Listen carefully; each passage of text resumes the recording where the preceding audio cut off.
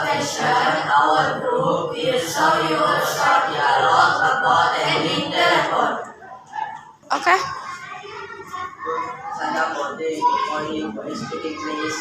Good morning, I am Azara. I'm from Shalda.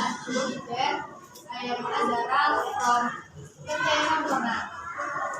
Okay, Azara, Bigala is not here right now. Can you ask her to call me back once she is at the office? Okay, Miss Azara, ask for her to call your office number. Good morning, speaking. Is there anything I can help? Good morning, I'm Salza. I want to speak to Mrs. Azara, please. Okay, wait a minute, please. Good morning, Mrs. Azara, please. I'm Salza. I am Azara from Kemenang. Good morning, Mrs. Azara.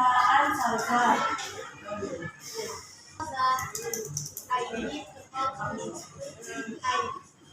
Hi, Miss Alza. I will call you this morning. I need to talk about the presentation for Friday. Oh, I see, Miss. Would you like to meet up at 2 p.m. in Moana's Cafe? Okay, see you there, Miss Alza.